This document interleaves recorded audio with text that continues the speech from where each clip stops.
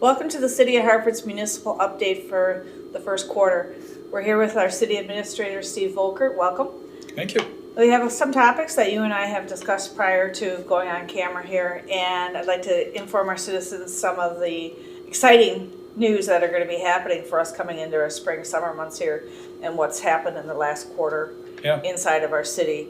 I don't know if you want to just start with the elections because that's fresh.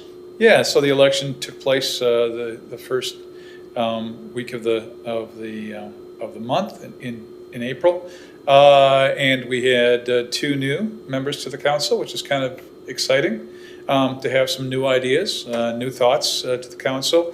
One of the longest standing elected official in the city's history since 1883 just retired. Dennis Hagee had been here 31 years, by far the longest elected official. And so he's coming off. Dennis Regan is going to be replacing him in District 2. Meanwhile, Kyle Sikora, who was District 3, he had been with us for one term. A term is 3 years. And so he had been with us for one term and is stepping down. And Tina Savage, who is the manager of the Cobblestone Hotel and with Soda Chop House, she will be taking over that term taking over in District 3 for 3 years. The last and final one, Jeff Turchi in District 1. He did choose to again run another time. And so he will be for another 3-year term. So we're very excited to have new members, and we'd love to have new members every year. It just doesn't happen that way, and we're not different. This isn't a Hartford thing. I talk to administrators throughout southeastern Wisconsin, throughout the state, and they're like, we've got a lot of positions that aren't even filled. Right. We're going to appoint someone because nobody ran for the seat, and we have 9 members to the council, along with the mayor, make it 10. And so 3 of them are up every year. This is the first time in a long time I've seen 2 new members. I can't remember the last time we had 2 new members. So it's kind of cool to have new people. But at the same time, we'd love to have 3 every year. That'd be awesome. Absolutely. To our citizens that are really getting concerned about things that are happening inside the city and all the amenities, I urge them, if they have this much interest in becoming involved, come down to City Hall and get those election papers taken out. Oh, absolutely. And they can start off, they don't have to come right on to City Council right off the bat. They don't feel like that. Right. But they can go onto a committee or a board or a commission. Yeah. We've got probably about 12 different boards, committees, or commissions that they can get onto, whatever their interests are. Maybe they're into parks. And we'll talk a little bit about parks in a little while. Maybe they go down the park board, or maybe they're into police and fire. They've got some history behind police and fire. And we've got a lot of former police officers, firefighters who live here in Hartford, and they can come on the Police and Fire Commission, which is a very powerful position. There are planning, the Planning Commission. We have Finance and Personnel. And also the Public Works. Those are all reserved. Those 2 boards are reserved for council members. But a lot of opportunities to CDA board, and I'm just going off the top of my head. Right. There's a ton of opportunities for people to get involved. So if you really want to, there's no doubt that you can. Great. Another exciting project that's coming through for Hartford area is the Next Generation Housing Initiative with Washington County. Yeah. So Next Generation Housing was a concept of, and I'll say it, in our original thought process about 4 years ago, the Economic Development Director here in Hartford, Tom Hosted, along with Mayor Mahalik, had gotten together and said, we need to get some more housing for our workforce closer to the actual workplace, so the industrial parks and things like that. And they were thinking of ideas like, let's create an entire subdivision of Wausau homes. Now, I'm just saying Wausau. Yeah. Most people know what that means. Yes. They're pre-built homes. Yeah. They come in, on the back of a truck. You put them together, and maybe in 3, 4, even 2 sections, and you have a beautiful new home. They're considered to be reasonably priced because you can do all of the labor of putting the house together in a controlled environment, right, inside of the building. we reached out to them to look at what could we do that and the game plan back then was houses 250 and less. And unfortunately, Wausau Homes was not able to do for them, for us, what we were looking to do. And so then the mayor took it to Washington County and said, we need more housing for workforce housing. And so they looked at, okay, so what does that mean? What does that mean to have housing that's affordable for workforce? Well, let's take a look at how much the average person makes in these communities. So if the average person makes, let's just say entry level $16, $17 an hour. There's two of them in the household. Now they're making $32 per hour. You multiply that out by 20, 80 hours. Okay, now you've figured out how much they make. Now you take 30% of that is what you're expected to about spend on housing. 30% of your total income net. And that's when they come up with these figures. Now, so they started looking at this whole concept of, well, what kind of house can I build for that? They talked to builders, they talked to banks, they talked to everybody and anybody that would listen and get involved with the conversation. And in the end of the day, they said the best we can do for single family homes is about $350 or $325 or $320. Well, that kind of blew the $250 out of the water, doesn't it? But at the end of the day, they said, well, but there are some employees who are making enough that $325 is affordable for a new house, especially for a brand new house.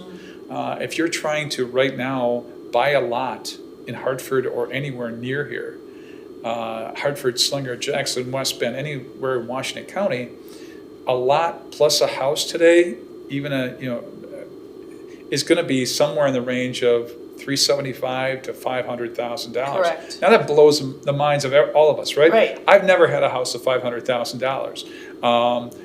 My first house was $47,000. I don't know about you, but so these numbers are just absolutely astronomical compared to what they were back in my day. But anyways, the point is these were talking to everybody involved, even with help. The best they could do was $325 to $425, and so what this program has been set up to do is create this next generation housing, which is the least cost it can be for builders to still be able to do it, and with some assistance from the state or from the local governments. Right. So either the local or the county government. So this is what the project is. Now, this project that we're looking at doing is a part of next generation housing. It's going to have multifaceted housing. So it's going to have single family on smaller lots. It possibly won't have a sidewalk in front of it. It might be tighter into that lot. Homes like I had a lot of family in Milwaukee, and we had a lot tighter homes back then.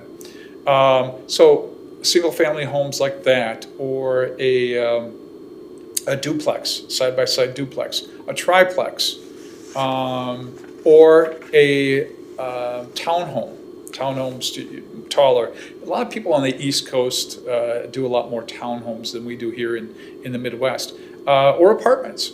So this will have every aspect of that, at least as the plan is right now. It'll have every aspect. So an apartment up to a single family home and everything in between. Where is the property? Yeah, so it's 60 acres in the industrial park just off of State Street. So it's relatively close to the Energizers, where they have their facility out there. As you probably know, where the Energizers are, they have the cul-de-sac right there, right? Correct. The road would extend from there out to where Signacast is. Okay. That road has always been planned to be done. Uh-huh. We looked at industrial property, which makes sense for an industrial park. Have never been able to find someone to buy up the whole 60 acres that would make it a bankroll for us.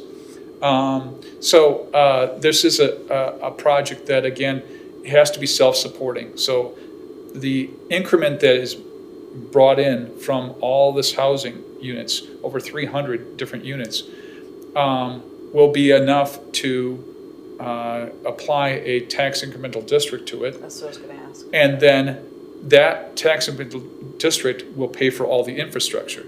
So the roads, the curb, gutter, the sewer, the storm sewer, the water and electric. So the appeal, if I'm hearing correctly, this passed currently, right now, passed by one vote. Mhm. The appeal to this is the city of Hartford will be making money through taxes through anyone living out there, correct? The county's not gonna be getting the. no, taxes, the count, well, here's a different way to say that.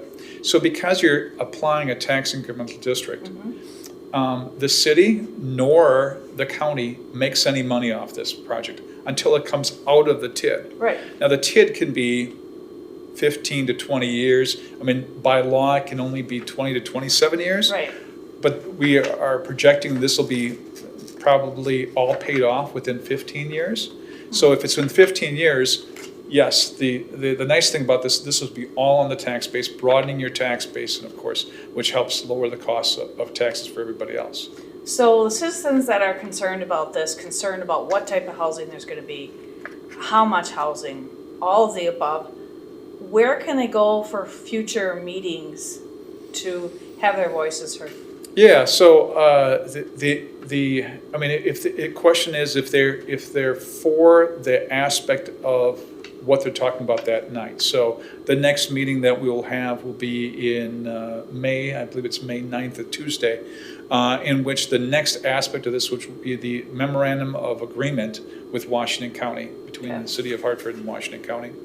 And please understand that to this point, the city of Hartford has not spent anything on this. It's all been on the Washington County dime. The first time we really get involved with putting money into this is when we create the TID and start the infrastructure costs, okay? So, but if somebody has questions or issues or concerns about that, if they're talking about the framework for the concept of next generation housing, they should be contacting Washington County and asking the county executive who is big on this, their zoning, planning, economic development group, who was heavily into this.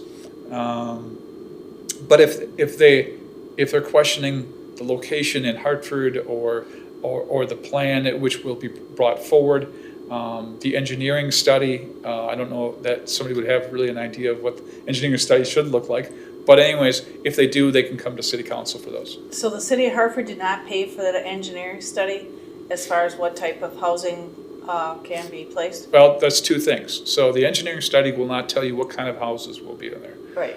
The plan will tell you what kind of houses will be in there. The engineering study will be done by R.A. Smith, and the engineering will be done in the next couple of months. So. And where does that cost come out? All of that's coming out of Washington County. Okay. The executive committee of Washington County just approved that on Wednesday afternoon. Okay, great. Well, that covered a lot right there. You know, the one thing too I want to bring up, and I could talk forever on this, as you probably are telling, but the bottom line is, what we're hoping to see is, right now, if you try to buy a house in Hartford, you're looking at, most of them are going to be between $350,000 to $650,000. Okay. Correct. Unfortunately, that's the way this is the world we're in right now, not only in Hartford, but everywhere, okay?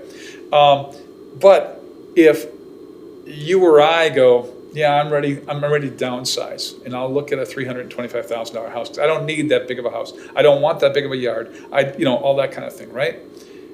Now, all of a sudden, our houses will be coming up on the market. And that churn of housing is what can help bring the $150,000 houses, the $200,000 houses, the houses that are more affordable to those who are just starting off. So why not wait? That begs that question. Why not wait on this project? Why not give it 3 years? Yeah, because right now, for the churn to happen, we have to start with something. Okay. If not, it's not going to happen, because contractors have told us, Why would I come into your why would I come in and build a $400,000 house when I can build a $600,000 house and make a lot more profit? I understand that, but it begs the question if you're looking at the demographics of the city Yep. and the age group and the amount of people that will be retiring, looking to downsize, if that's going to happen within the next 3 to 5 years, why not wait till then? Well, the problem with it is that the downsizing that's going to occur over time Right. is so slow. I mean, right Okay. now, we're not picking up enough houses as it is. Yeah. And so if we wait, literally, the younger people are going to go, there's nothing in Hartford. I'm going to Slinger. I'm going to West Bend. I'm going to Germantown. I'm going to Milwaukee. But considering the tax rate in the city of Hartford compared to other cities, that's also a buying factor for most young people coming into the city, where the tax rates are quite a bit higher than the town or Dodge County. There's that consideration too, I would think, when you're looking at this type of housing. If you're gonna build a $350,000 house on a postage stamp lot and your taxes are $3,000, that is something else that. Well, I mean, as you know, property taxes are based on the overall value of the property and Right. improvement. Not just So rent if it is, you mentioned postage stamp lots, their value is going to be much lower, so their taxes will be lower. Okay. I wanted to make that clear. So I hope our viewers, if they have questions and concerns, they can come to these meetings and have their voices heard. And don't even wait for the meetings. Give us a call at any time. Great. We'd love to talk to you about it. Great. Good to hear. Some development through the city is happening for sure, and that is involving quite a bit of infrastructure of the roads, as well as the lead-lined pipe replacement that's happening. Yeah. All right, so let's go the lead pipes. They're not lined lead, but they're literally just all lead. So last year, the Hartford Utilities received a grant. It was a part of the ARPA funding. One of the things that ARPA on a federal level was trying to accomplish with that funding was Clean Water Act. And so they were giving out grants, large grants, that were administered through the DNR, so the state level. And we're saying if you have lead laterals, that we will help to pay for the removement. So we hired a company, Woods, who came in last year and removed nearly all of lead laterals that we are aware of in Hartford. Now, the key phrase of that is that we're aware of. We don't know everyone's pipes. We know like 85% of them, but some of the houses that we've never been in, we may not know, or maybe they reported it wrong, or it was reported wrong. And so we always have kept saying to people, if you think you have lead laterals, and here's how you can test it, here's how I can figure it out. If you scratch it and the color is this, that means it's lead. If you have this, so there's many ways, and you can go to our website and it'll teach you how to test to see if you have lead laterals. So on the website, which is ci.hartford.wi.us, what link are they looking for? Yeah, so you go looking for Hartford Utilities. Okay. Yep, and that'll tell you again how to test or figure it out. If you have any questions, if you're worried about it, if you're buying a house and you want to know, have them come out and check it themselves, and the utilities will come out and be glad And they can also phone the utility department, Yeah, correct? absolutely. Anytime, and have them come out and test your laterals. So there's two things. So you got lead. Now again, we replaced almost all of them last year. There's a few more that we found out about and we're replacing right now. But then the next thing is the next type of pipe that they're removing is considered to be porous enough to, if there's lead at all in the system, to catch it. And so they're trying to remove those. And so we're going down to the next level of pipe. And if that pipe, again, if we know that pipe is in those different homes, we'll contact them and saying we're removing and replacing your pipe for that. So when we're all said and done by the end of this year, I mean, anybody who has any worries about their laterals, should have it all taken care of and completely paid for by the federal government. Great. So yeah, it's a great program. We're very thankful for the DNR for putting to implement it and put it into our hands, and so it's a great program. Some of the roads are getting repaired, and there's been a contention of the part of Main Street that's getting repaired right but near Lincoln School. Yeah. And the drop off and pickup and the amount of truck traffic going back and forth. Parents were really concerned about picking up their children safely, but also the question came forward of why not wait until the school was out. Yeah. First thing is, why not wait? Simply because we have to get on the contractor's schedule. And so for us to get the best rate for the ratepayers, holding off, we would not have been able to get the project done on time. And keep in mind, they're doing two of our projects. So you talked about Harrison Street and also South Main Street. So for us to get on their first of the year list was a great cost savings to the taxpayers.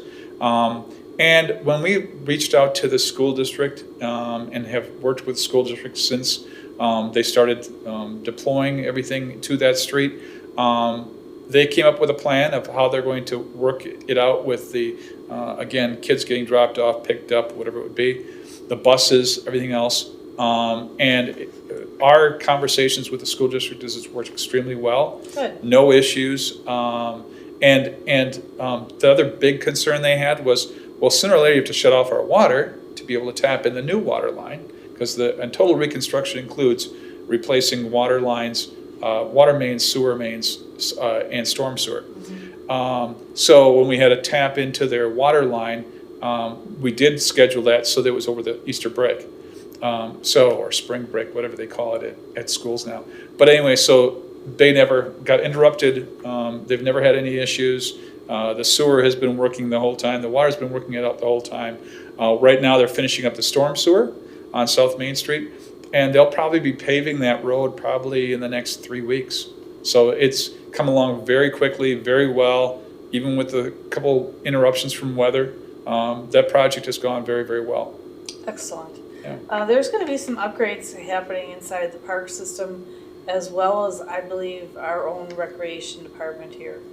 Yeah. And I'd like to talk about that next.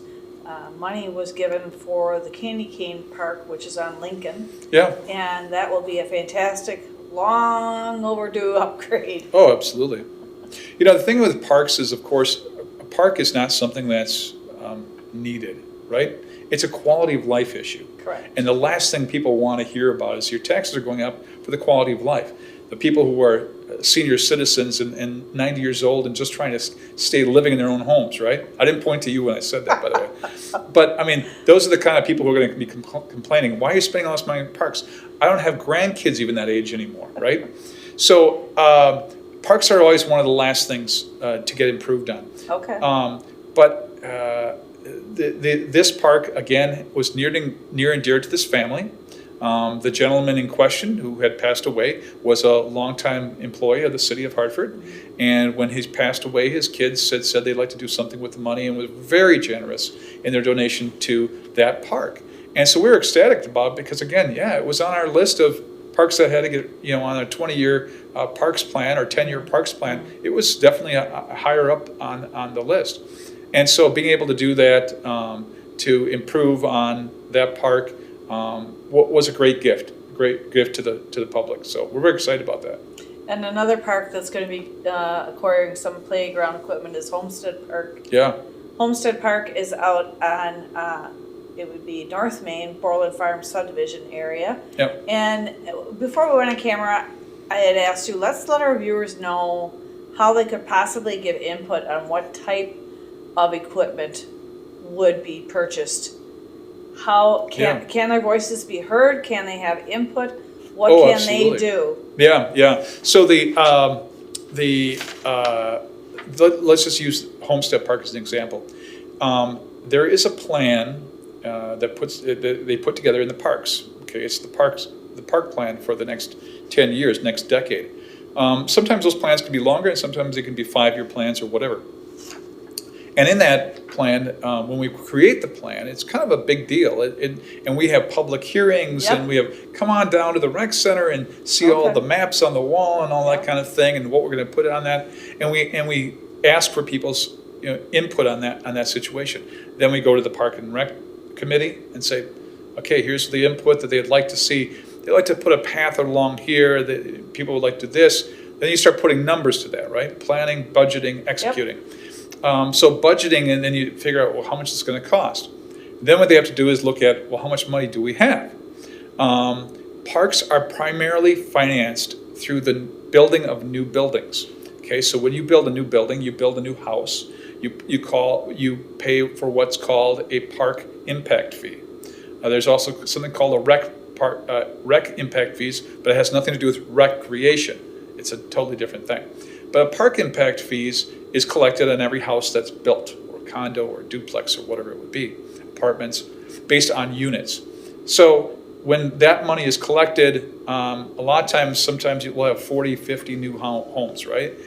When we get to that, enough money built up, that money is put aside.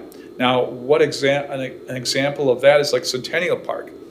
We're probably using upwards of $800,000 in park fees, not rec fees, but park fees towards that project. The rest of it was borrowed, and there's grants, and there was donations, and all sorts of things. That's a whole different topic. But so anyone who wants to find out more about what are you planning, what's your plans for this park, and how can I have input in it? Because my kids are younger, and I want things for younger kids. Or my kids are older kids, but they still want to do something. Do you have a baseball field? Do you have a soccer field? Soccer fields are always popular. How about a skateboard park? How about all that kind of thing, right? Right. So get a part of that. You can reach out to and come to the Park and Rec committee boards meetings and learn more about that. They meet every month and learn more about what's going on in the parks. But being a part of that original plan is kind of key to that. Excellent. Now, the other part to that too is you said candy cane, because candy cane was actually approved and reviewed by the people who donated it. Right. So it's kind of cool. So if you'd That like to is donate a ton of money, Yeah. we'd no, I'm just kidding. Well, But part of this discussion that I wanted to let our viewers know, because people talk about this all throughout the community, is that you can be involved. oh, These are absolutely. public meetings. All you need to do is come to the meeting Yeah, and yeah. have your voices be heard. Right, yeah. That's- And also, I mean, if there's something that, especially like, I don't know, something that it's really a problem, if you see a problem, reach out to your alderman. Remember that Right. they report to you. Right. I report to the alderman, and then my Right. department heads report to me, and so on and so on. So, that's who reports to you. And then the alderman will contact us. They'll think about, what they're hearing. They will contact us, say, hey, I'm hearing a complaint about this or that, or a suggestion on this or that.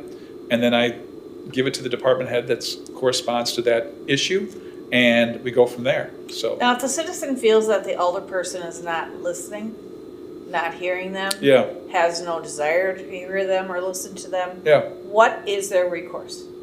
Yeah, I mean, the first thing you can do is contact the mayor and talk to the mayor. The mayor does oversee the council, which gives it power, but yet takes away some of the power because the mayor doesn't vote on anything. But to that point, unless there's a tie, but to that point, or they can contact the staff directly, and we get a lot of phone calls, directly from residents. I was out at a residence this morning regarding a complaint they had, and they did talk to their council members regarding it. But we handle a lot of complaints. Great. Yeah. Well, it's good to know that the door's open. Absolutely. I appreciate you coming in for this first quarter update. I'm looking forward to the second one. Yeah, absolutely. Thank you for your time, Steve. Thank you, Sally. And to our viewers, as always, thank you for watching.